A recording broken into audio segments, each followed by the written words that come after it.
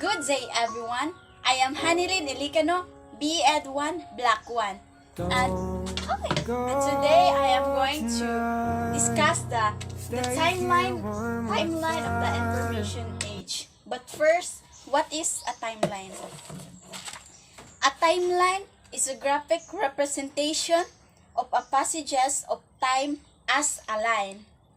The information age is also known as the computer age, digital age, or new media age. Is a historical period that began in the mid-20th century. Here in the event 3000 BC, Sumerian writing system used pictographs to represent words.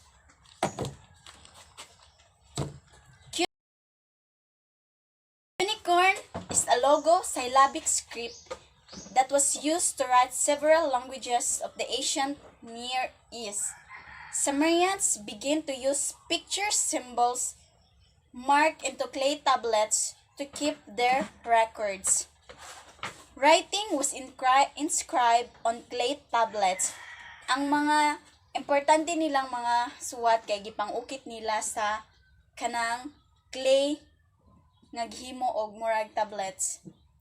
One of the oldest Sumerian texts is the Epic of Gilgamesh. Second is the 2900 BC beginnings of the Egyptian hieroglyphic writing. This is the script originated shortly before 3100 BC or before Christ. It is written in a rows or columns that can be read from left to right or from right to left. Third is the 1300 BC or before Christ. Tortoise shell and oracle bone writing were used. Oracle bones were generally used for religious purposes such as spiritual divination or for record keeping. It bears the earliest known significant corpus of ancient Chinese writing and contain important historical information. Next is the 500 BC papyrus roll was used. The ancient Egyptians used the stem of the papyrus plant to make sails, cloth, cords, and paper. Paper made from papyrus was the cheap writing materials in ancient Egypt, was adopted by the Greek, and was used extensively in the Roman Empire. Next is the 220 BC. Chinese small seal writing was developed. The standardized use of small seal characters was promulgated via the Kangjaipan, a primer compiled by Li Si and two other ministers. This policy came about 220 BC. Next is the 100 AD book or parchment codex. Codex was the historical ancestor of the modern book, while parchment is folded together to form a group of leaves or a group of pages. Codex is a Latin word used to mean book of laws. Next is the 105 AD. Woodblock printing and paper was invented by the Chinese. Woodblock printing has made tremendous contribution to spread of knowledge, insight, and artistic inspiration. Paper was first invented in China during Han Dynasty. Next is the 1455. Johannes Gutenberg invented the printing press using movable metal type. This invention helped disseminate knowledge wider and faster than ever before. His invention helped to produce the Gutenberg Bible. Next is the 1755 Samuel Johnson's Dictionary Standardized English Spelling. It is one of the famous dictionaries in our history. His dictionary has 42,773 words, each of which was given uniquely scholarly definition, complete with a suggested etymology and an harmony of literary quotations. Next is the 1802. First is the Library of the Congress was established. It is the nation's oldest federal cultural institution and served as the research arm of the Congress. The Library of the Congress was established on April 24, 1800 in Washington, D.C., United States. Its collections comprise the world's most comprehensive record of human creativity and knowledge. Next, the second one is the invention of the carbon arc lamp. Humpty Duffy invented the first electric light. He connects wires to his battery and a piece of carbon. The carbon glowed and produced light. Next is the 1824 Research on Persistence of Vision published. Peter Roget introduced the concept of how the brain sees individual image as a sequence of motions. It is the phenomenon of the eye by which an aftermarriage is thought to persist for approximately 1/25 of a second of the retina. Next is the 1830s first viable design for a digital computer.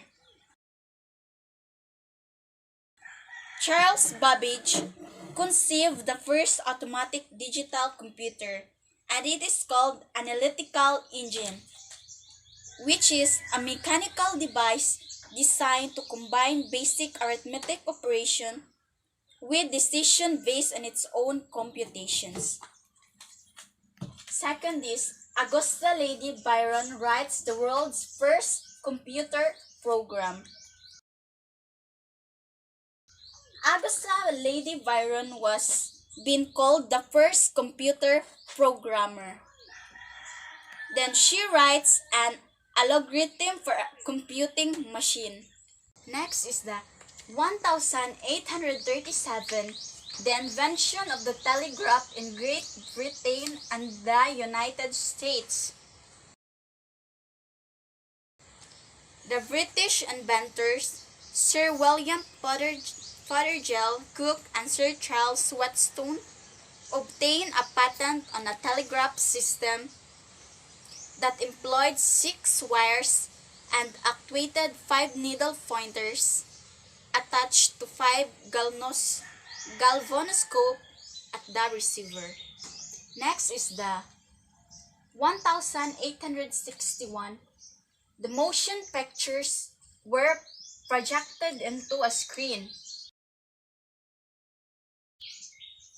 The concept of the motion picture was first introduced to a mass audience through the motion pictures were projected for audience viewing.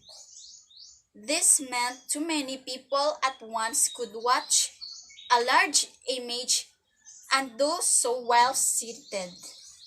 Next is the 1876, the Dewey Decimal System was introduced. Based on W.T. Harris classification for St. Louis Public Library, the Dewey System was first formulated by the American librarian Melville Dewey in 1873 for application in the Amherst College Library. It was first published in 1876. DDC or Dewey Decimal System is a general knowledge organization tool that is continuously revised to keep pace with knowledge. Next is the 1877 Edward Muybridge demonstrated high-speed photography. Photographer Edward Muybridge uses high-speed stop-motion photography to capture a horse's motions. He developed a way to take photos with an exposure lasting a fraction of a second. Next is the 1899 first magnetic recordings were released. Valdemar Poulsen, a Danish telephone engineer, invented the world's first magnetic recorder called telegraphone. He showcased his design that were based on wire, tape, or these mediums. Next is the 1902 motion picture special effects were used. George Méliès, a magician turned filmmaker, introduced innovative special effects in the first real science fiction film, Le Voyage dans la Lune, or A Trip to the Moon. Next is the 1906. Lee DeForest invented the electronic amplifying tube or triode. The Odeon was an electronic detecting or amplifying vacuum tube. It was the triode consisting of an evacuated glass tube containing 3 electrodes, a heated filament, a grid, and a plate.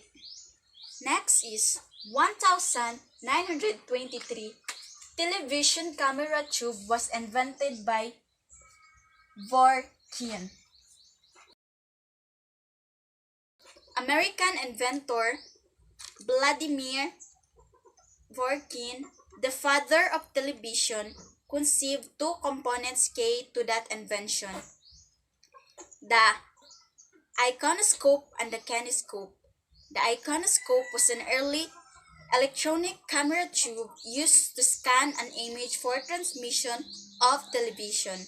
The kinescope is a motion picture made from an image of a picture tube. Next is the 1926 first practical sound movie. Don Juan in 1926, the first major motion picture to premiere with a full-length synchronized soundtrack. Audio recording engineer George Grubbs, the first Hollywood to hold the job, would supervise sound on Woodstock 44 years later. Next is the 1939 regularly scheduled television broadcasting began in the U.S. television became so popular because it blended the features of radio, film, and live performance. Next is the 1940s beginnings of information science as a discipline. Information science is that discipline that investigates the properties and behavior of information, the forces governing the flow of information, and the means of processing information for optimum accessibility and usability. Next is the 1945 Vladimir Bush foresaw the invention of hypertext. He is normally considered the father of hypertext, which is Vladimir Bush. Bush called his device as a rapid selector. The user could rapidly select document which would then be projected on the screen. Next is the 1946, the ENIAC computer was developed. ENIAC was designed by John Mackley and G. Presper Eckert. Its first task was doing calculations for the construction of the hydrogen bomb. Next is the 1948 birth of field of information theory proposed by Claude E. Shannon. Shannon is the father of information age.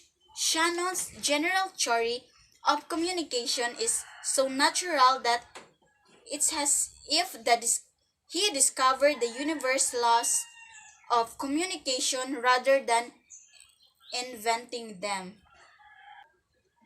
Next is 1957. Planar transistor was developed by Jean Horney.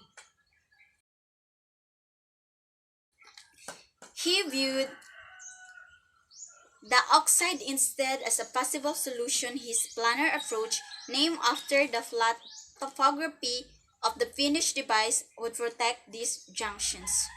Next is 1958. First integrated circuit. September 12, 1958, Jack Kelvin, a TI engineer, invented the integrated circuit.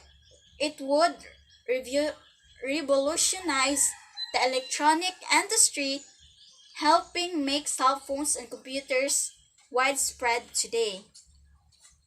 Next is the 1960s. Library of Congress developed LC Mark, or machine readable code.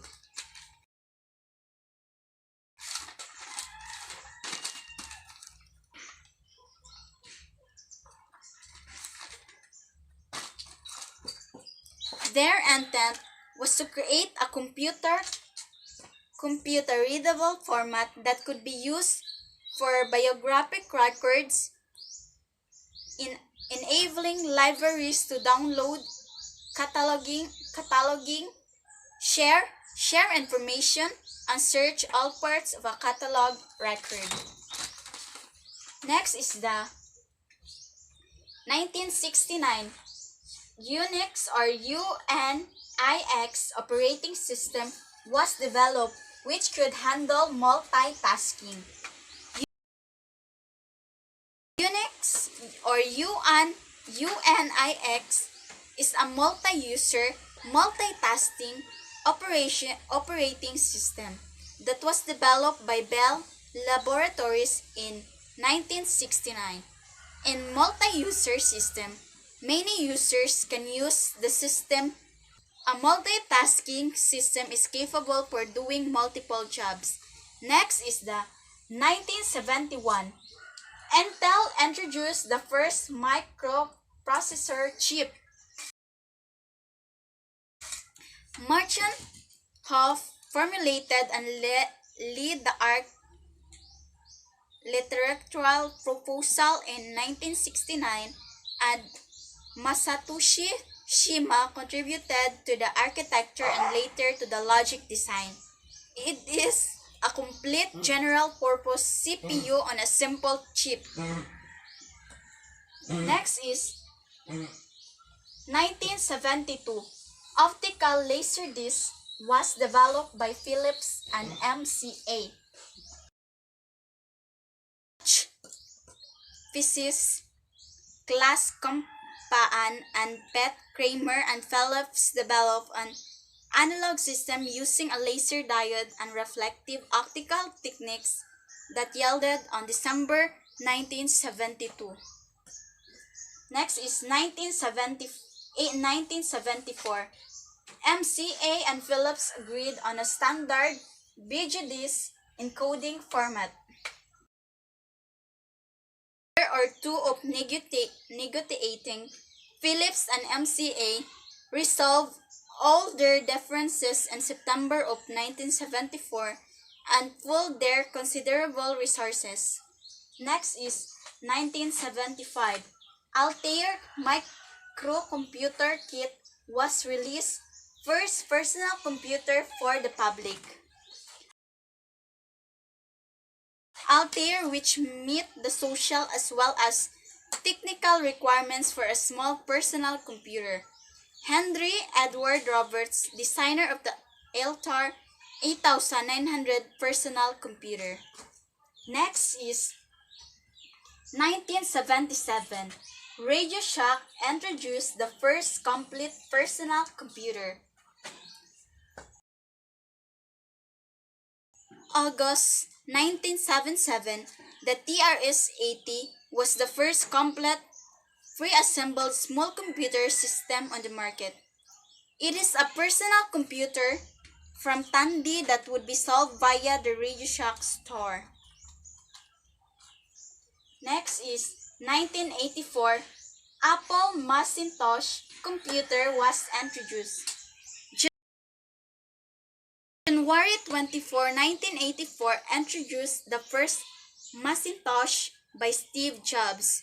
It was first commercially successful personal computer to feature two known but still unpopular features: the mouse and the graphical user interface rather than command line interface of its predecessors. Next is the mid-1980s.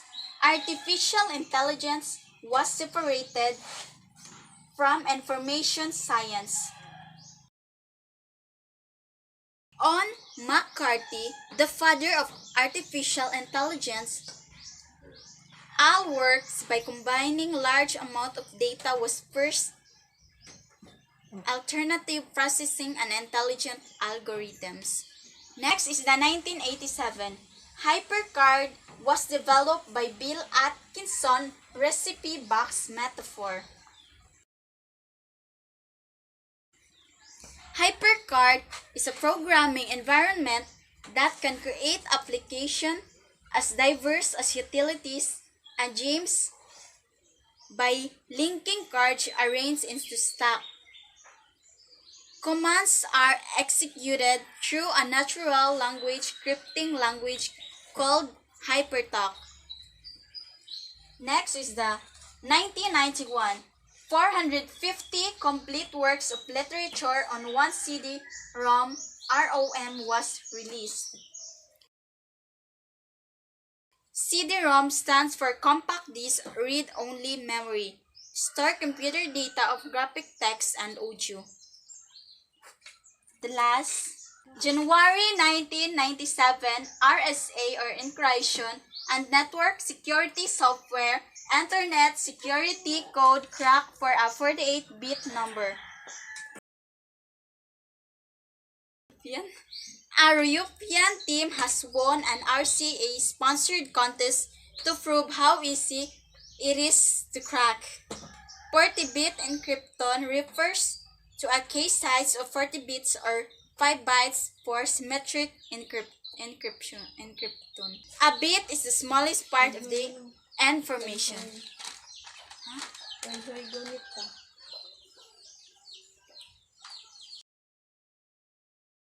of the man and information. Human evolution is the evolutionary process within the history of primates that lead to the emergence of Homo sapiens as a distinct species of the hominid family, which include the great apes. The evolution of the information is the transmission of information evolved from ancient time because now we are using many advanced technologies to transfer information to others, but in ancient times they were used pigeons and humans to transfer information. And that would be all. Thank you. Turn me down.